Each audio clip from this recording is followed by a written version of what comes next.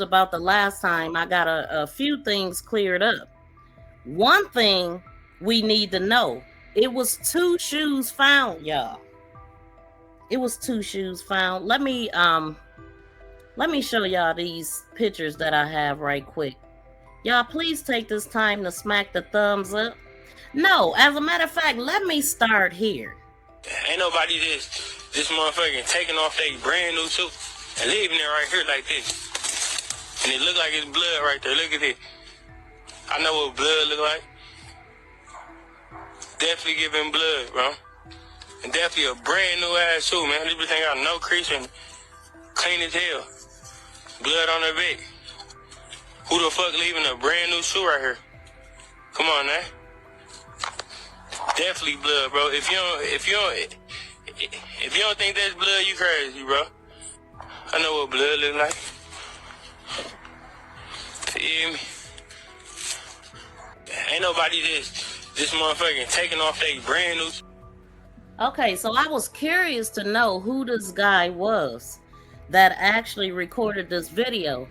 I don't know if he's Vari's friend or not, but that is something that we heard throughout us talking about the evidence. But I think I found the guy.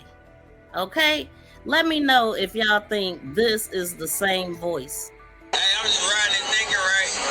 No matter how much crazy shit I've been through in my life this year, topped it off for real. This was like my sacred swim year mentally, where, you know, life threw a curveball, life threw some shit that I could have never died smoking and never had smoked. And then curveball after curveball after curveball. So, like, this shit really showed me, like, I was going through a lot of shit mentally for a long time, but this shit really take her swimming.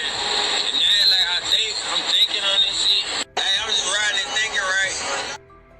Especially when he said, like, I know what blood look like. Now, I literally thought that he had like a gold, you know, those little gold stuff in his mouth or something, but he didn't. Like, I literally thought that that's why he sounded the way that he did. But yeah, so I've reached out to him. I don't know if he'll reach back, but we want to know who he is, you know, and we want to know a few things. So just to let y'all know, we did find that out. I'm like, that is definitely dude. Okay, I didn't see any evidence that he's friends with Vari, but he is a rapper in Detroit. And so yeah, we gonna wait and see what we hear. Let's see. Spicy says sounds the same to me. BFF says sounds the same. Thank you. That's what I was trying to say. Yes, it sounded like he had a grill in his mouth, like, but he didn't. Shout out to Milky Way. Hey, I'm here, but won't be in the chat for a while braiding my hair. Okay, long as you listening in. Thank you, Milky Way. Good to see you here. So, okay, so let's get into it. What else? Before I get all the way into it. This was something that I ran across too. Somebody recorded this thinking, could this have been ZIYAH? Let's see. Now this person is driving the wrong way, but they're gonna turn around. They're at the Park Crest Motel. You see there's a liquor store right there on the corner. They're gonna bust this right. And then you'll see a girl right here. They're gonna back up. Could that be her? I don't know. Anything is possible. So I just thought that was interesting. I ran across that. And what y'all think? Oh, I ain't gonna do that one yet. Hold on, what's this? Okay, so this is the evidence that we are talking about today. We're gonna be going over some videos. So I had put this picture up of ZIYAH, right? And I was able to see the date on it. And on that date, it said September 16th. Wait, it might have said September 23rd or something, but it had a date on it of 2023. I question that because she don't look pregnant at all in that picture, and that would have been months. September. Well, I mean, it's possible she wouldn't have been showing back then, but I'm not sure, man. She don't look pregnant at all in that picture, the one of her in the red. But we know the last picture that we seen of her dancing in that like gray or whatever color sweatshirt she had on. And then I got the pictures of her here. Like, just all of the stuff is supposed to be from the same day, y'all. Every picture that I'm showing is from the same day. They told us that was her on the bus, and then that was her walking down the street, sitting on the bus. It looked like she has on blue jeans, and the shoe looked like it got white in it, maybe even black. I didn't zoom in all the way on the shoes, but one thing that I heard in Shannon Jones' testimony, I'm thinking that Naziah went home and they noted she went home. And they just not saying it, maybe. Because, okay, so this picture right here is showing the other shoe. That is the other. It's two shoes out there. One of them is on the ground. One of them it's like the.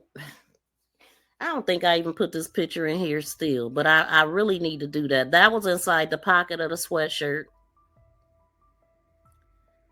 That sweatshirt was out there, but we didn't see that the first go round. Why? It wasn't found yet, I guess, but everything is sitting in the same area. It's just really bizarre, right? It's like when everything was laid out the first time, the sweatshirt wasn't in that shot. When the Border Patrol talked, then there was another lady that went out there that found some more stuff. So we're going to get into that. I'm going to bring it together and make it make sense. Because, I mean, the information, when we first started talking about this, I was confused on some things. So now I want to make it make sense so we can be less confused. Okay. So we see that they went out there March 14th and it's documented. This is the picture I was talking about that had the date of September 2023 on it. I will have to go through my screenshots, which when stuff is planned, I'll look at some other stuff to bring it all together. But let's see.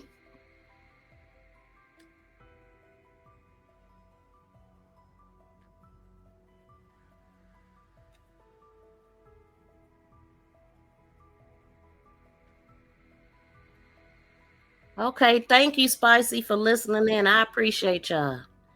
Yes, put me in y'all ear for the day, or at least for the hours that I'm here. All right, I'm gonna go ahead and pull this up. Let's get started.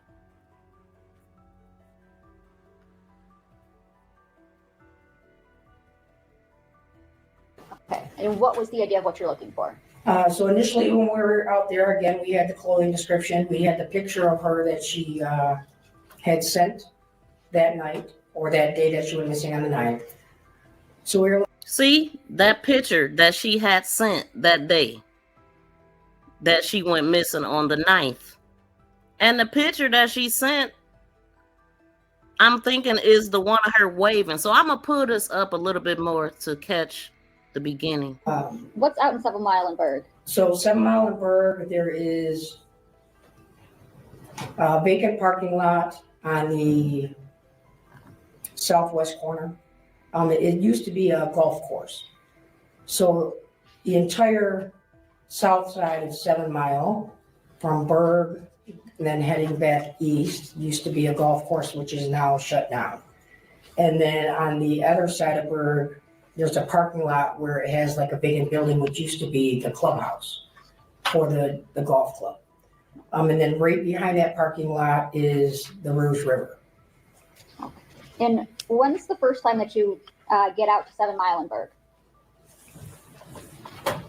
We went out once. It was probably maybe a couple weeks later that we went out there. We went out there once, I remember it snowed.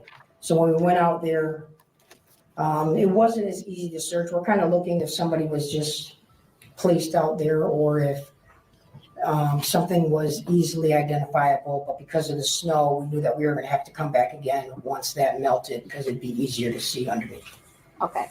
And so you go out there again? Yeah, we've been out there multiple times. I've probably been out there 7, 8 times, all with various dive teams. We searched the complete river from 8 Mile all the way down past 96 on foot with cadaver dogs, in boats, in the water. There's several log jams. We had state police actually had their helicopter fly the entire route so we could GPS all the log jams. We had to coordinate with specialized teams to come in to help cut these log jams apart, which go throughout the river. And then throughout the season, obviously we had some rain, so the water goes up and down, which now brings the debris onto the land. So you have to actually search the land a couple 100 feet. And in some places that the water has pulled debris. We searched the homes, as I said, searched the vehicles. So when you're out there at 7 Mile and Berg, do you have an idea of what you're looking for? Yes. Okay. And what was the idea of what you're looking for? So initially when we were out there, again, we had the clothing description. We had the picture of her that she had sent that night or that day that she went missing on the night. So we were looking for the black hoodie. We were looking for, again, initially we were told blue and white gym shoes. Now, is there a time where that changes? Yes. Okay. And what is it that makes that change? So as we go out to areas and search, when we leave, a lot of times large community groups may go out there, right? And they saw that we were at 7 Berg, and I know people come out there to help. There was a group that had been out there and they were recording and they saw a pair of Nike shoes, which were the red and black. We were alerted of those on our initial search. It's documented in our river search report. But because we weren't focused on the red and black and we were looking for blue and white Nike shoes, we left them there, but we did GPS the coordinates. Stop you right there. That would have been Border Patrol Agent Wyatt Barnes. Yes. Okay, you heard his testimony. Yes. All right. So continue. Yeah. So on our initial search, we knew they were out there. The pink hoodie was identified, but we didn't collect them because, again, we didn't have anything about a pink hoodie or a pink onesie, and the shoes weren't matching. And there's a lot of clothing out there. There's a lot of shoes out there. There's people's clothes. There's all type of debris. So I can't collect every single piece of clothing and article that we find. Later, I get the information that as the search team is out there, they had called 911 because they saw these shoes. And they posted a picture of these shoes somewhere or sent it to Neziah's brother. Neziah's brother then reached out to me and he sent me a picture of Neziah wearing the black and white Nike shoes. Okay. Once I saw she had the exact same shoes on that are depicted, that were described out there, I knew immediately where to go. I gathered a couple members of my team and we immediately went back out to where the shoes were GPS located and recovered the shoes. As we were there, that's when we found the black hoodie and then the pink jumpsuit that had been laid out by Agent Wyatt. Okay. Now, as it relates to those red and black Nike shoes, you had a photo that they were associated with Neziah in some way. Did you ever end up asking Annette to see if those shoes were still in Neziah's possessions? Yes. Okay. And did you ever end up recovering those pairs from Annette? No. So after you recover the pink jumpsuit, the black hoodie, the shoes, what do you do with them? Those are all, well, the evidence techs collect them. They're placed on evidence. Those items were wet, so I had to wait, obviously, for them to dry.